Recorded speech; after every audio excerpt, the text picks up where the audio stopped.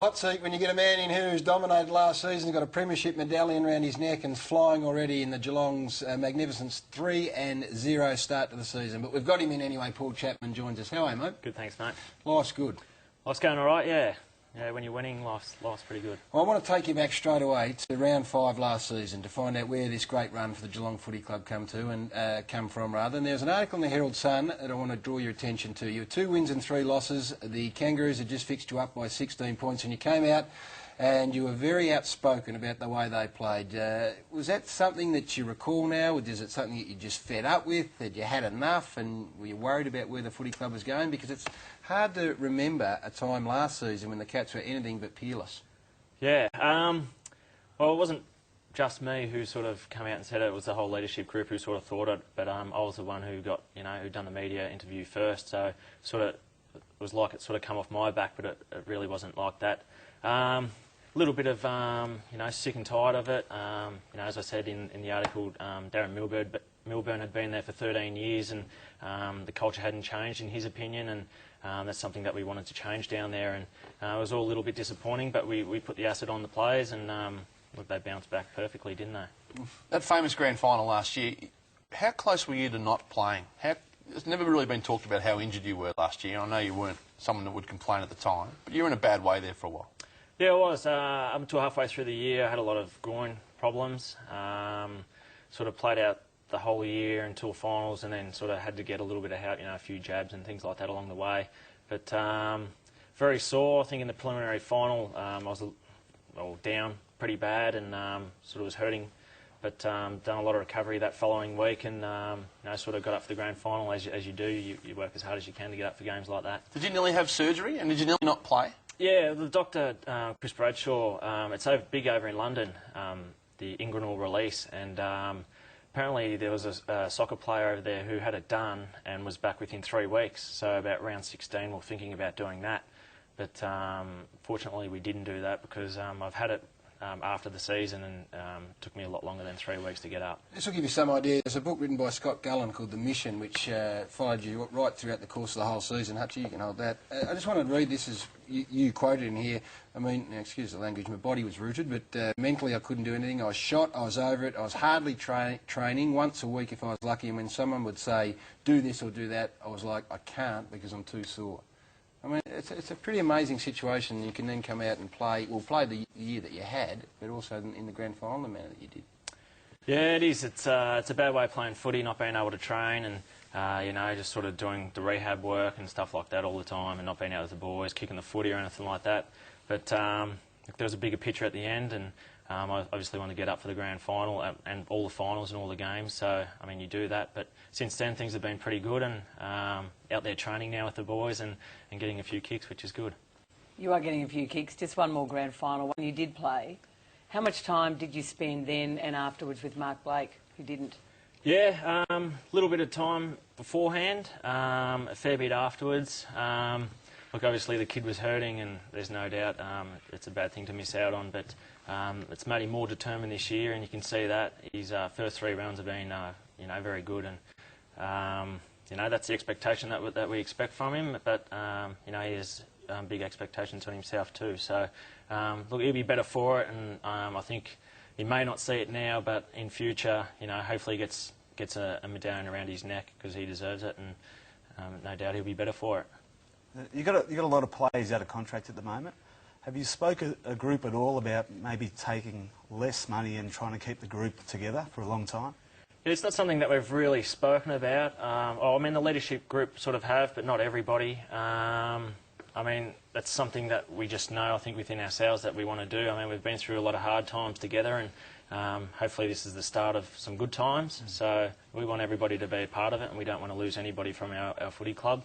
So, well, those are the players, Chappy, if I can jump in, who are out of contract. There's some pretty fair heads amongst them. Ablett, Bartel, Ling, Scarlett, Corey, Ottens, Enright. Now, 7 of the top 10 of the BNF last year. Yeah, and why you're not there is beyond me, but I'm not sure your own contractual situation. Now, again, is it a peer thing? I've heard Tom Harley, the captain, speak about it. We'll take less to keep the group together. Has that been decided upon?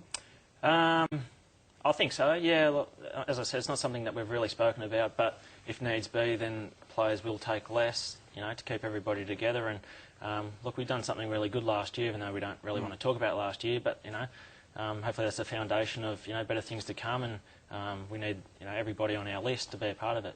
You do wear your heart on your sleeve, seemingly, from the outside. You famously, as a young bloke, had a bit of a verbal dash at Sam Newman one night at the Brownlow Medal, I think it was, about 5 years ago. Seemingly you're on the other end about a month ago.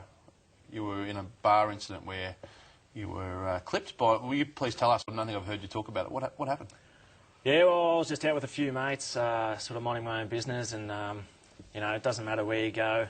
I mean, there's always peanuts everywhere in there, but he was very intoxicated and sort of verbally had a little bit of a go, and which is fine by me. That doesn't bother me at all. But then, when he sort of approaches you physically, then, there comes a time when you've got to stop thinking about, your profile and things like that, and actually just, protect yourself like any normal person would. So, unfortunately, it come to that stage, and it's not something that I'm really proud of. But in the end, you've got to sort of look after yourself.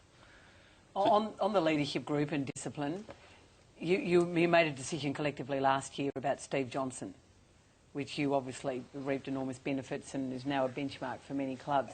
Did you meet again about him this year, after the speeding incident? Yeah, we did. Yeah. And why were you easy on him this time? I don't think we were easy on him. If it was up to the board, I think the board wanted his head. But, I mean, you just got to look at these things. He's a quality player. Last time it was alcohol that was involved, this time not. I mean, he'd done something very silly, but I think if you can make him go and do some road trauma stuff, that'll benefit him, but also benefit the other party, who are also will be getting something out of it, and let them both get something out of it, which I think is more beneficial for Steve himself, but as I said, obviously the other people. Did you catch up with Nathan Ablett yesterday, and will we see him as a Geelong player again?